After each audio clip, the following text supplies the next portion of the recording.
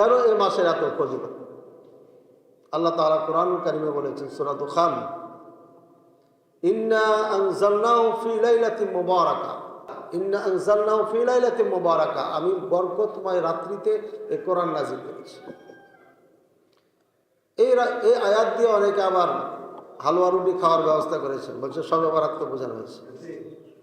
এখন আমি এই রাতটা হলো বরকতময় রাত্রি, শবে কদর রাত্রি কি হয় এটা না কোনটা, এবার বোঝার বিষয়। আল্লাহ তাআলা বলছেন সূরা কদরে, ইন্না আনজালনাহু ফি লাইলাতিল কদর ওয়া মা আদরাকা মা লাইলাতুল কদর, লাইলাতুল কদর খায়রুম মিন আলফি শাহর, তানাজ্জালুল মালাইকা ওয়ার রূহ ফিহা বিইذনি রাব্বিহিম মিন কুল্লি আমর সালামুন হিয়া হাত্তা মাতলাইল ফাজর। নিশ্চয় আমরা কোরআন নাজিল করেছি লাইলাতুল কদরে। জানো লাইলাতুল কদর কি? 1000 মাস থেকেও উত্তম। প্রায় 83 বছর, 83 থেকে 84 বছর একটা মানুষ ইবাদত করে যা পাবে, এই একটি রাত যদি কেউ যাপন করে ইবাদত করার মতো করে সুন্নাত তরিকায়, কোরআন সুন্নাহকে সামনে রেখে, তাহলে পারে সেই 83 বছর ইবাদত করে যা পাবে তার থেকে বেশি পাবে রাতে। বলে সুবহানাল্লাহ। এবার বরকতময় বুঝেছেন কত দামি রাত। সুতরাং এই রাতকে, এই রাতেই কোরআন নাজিল হয়েছে। এটা কেমনে শবে বরাতের রাত হতে পারে? শাবানের 15 তারিখ কখনো হতে পারে না। শাবানের 15 তারিখ ব্যাপারে এত বরকতপূর্ণ কোনো কোরআন তো নাই, হাদিসও নেই। যা আছে দুই একটা সব দুর্বল এবং জাল। কাজে ওই রাতকে বরকতময় রাত বলা কোনো সুযোগ নেই। আল্লাহ তাআলা আমাদের বুঝার তৌফিক দান করুন। তাহলে লাইলাতুল মুবারাকা সূরা দুখানে যেটা আল্লাহ বুঝাইছেন, এটা লাইলাতুল কদরকে বুঝাইছেন। তার প্রমাণ হচ্ছে এটা যে কোরআন নাজিল করেছেন কোথায়? লাইলাতুল কদরে। এখন যদি মুবারাকা দিয়ে শবে কদর বুঝাইনি নাকি শবে বরাত বুঝি, তাহলে তো উল্টা হয়ে গেল। শাবান মাসে তো কোরআন নাজিল হয় নাই। তার দলিল কি? শাহরু রমাদানাল্লাযী উনজিলা ফীহিল কুরআন, রমজান মাস হচ্ছে এমন একটি মাস যে মাসে কোরআন নাজিল হয়েছে। রমজান মাসে কোরআন নাজিল হয়েছে, এটার নাম ধরে আল্লাহ তাআলা কোরআনুল কারীমে বলে দিয়েছেন। সুতরাং এখানে শাবান মাসে নেওয়ার কোনো সুযোগ নাই। এই জন্যে আমাদের মাঝে কিছু ভাইদের মাঝে মানে পার্থক্য হয়ে যায়। ওরা কোরআনকে, সুন্নাহকে, হাদিসকে একভাবে বুঝে, আর বিজ্ঞ ওলামায়ে কেরাম যারা আরব দেশে রাসূলুল্লাহ সাল্লাল্লাহু আলাইহি ওয়াসাল্লামের বংশধর থেকে ধীরে পর্যায়ক্রমে আস্তে আস্তে আস্তে চলে আসছে, এদের বুঝ আলাদা। এদের বুঝের সাথে এদের বুঝের মিল খাচ্ছে না। কেন? এরা বুঝে নিজের স্বার্থ, আর ওরা বুঝে আল্লাহ রসুলের স্বার্থ, দ্বীনের স্বার্থ।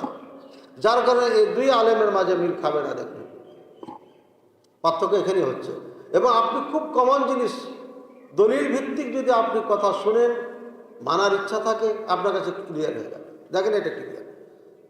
আল্লাহ নিজেই বলছেন আমি রমজান মাসে কোরআন নাজিল করেছি, সুতরাং এটা শাবান মাস যেতেই পারে।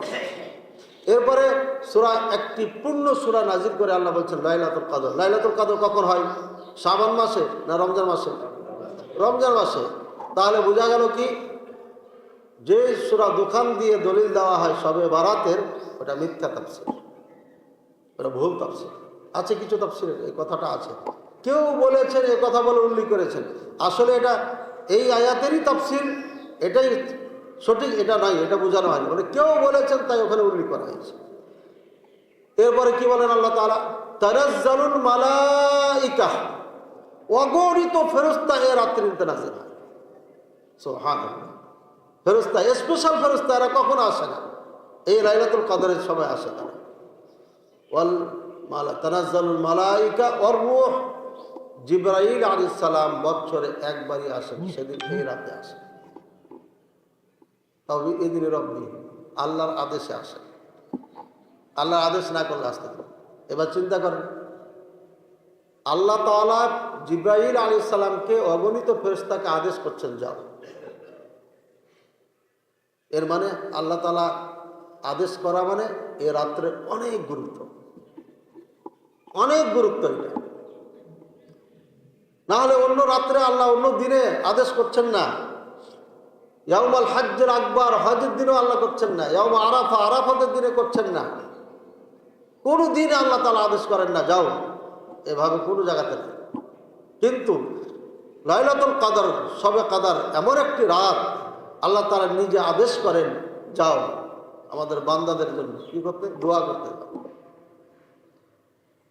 দোয়া করতে আসা। সালামুন, দোয়া করতে থাকে তারা। সালাম মানে আল্লাহর কাছে দোয়া করতে থাকে, আল্লাহ একে শান্তিতে রাখো, একে সুখে রাখো, একে ইত্যাদি ইত্যাদি দোয়া করতে থাকে। কতক্ষণ পর্যন্ত? হাত্তা মাতলাইল ফজর, যতক্ষণ শুভ সাদেক না হয়। কাজে এই রাতটা হচ্ছে এই মাসে অত্যন্ত দামি মাস। এ রাত অত্যন্ত দামি রাত, এর থেকে দামি রাত আর পৃথিবীতে কখনো হবে না, আসে নাই, কোনো মাসে নেই। একটি মাত্র রাত বছরে একবার আসে, আমাদের যতটুকু জীবন পার হয়েছে হয়েছে, এরপরে যেন এ রাতটা আর কখনো মিস না হয়। এখন থেকেই আল্লাহর কাছে দোয়া করতে হবে। সালফে সালেহীন এই রমজান মাসকে পাওয়ার জন্য 6 মাস আল্লাহর কাছে কাঁদতেন, 6 মাস ধরে কাঁদতেন। মাসকে পাওয়ার পরে এমন ইবাদত করতেন তারা, এটাকে কবুল করানোর জন্য আল্লাহর কাছে আবার 6 মাস দোয়া করতেন। বলে সুবহান, চিন্তা করেছেন কি পরিমাণ সালফে সালেহীনরা আল্লাহ তাআলার সাথে তাদেরকে জড়িয়ে রেখেছিল। পক্ষান্তরে আমরা পুরো উল্টো, আমরা দুনিয়ার পিছে ব্যস্ত, আমরা আখিরাতকে অনেক দূরে সরিয়ে ফেলেছি, অনেক দূরে রেখেছি।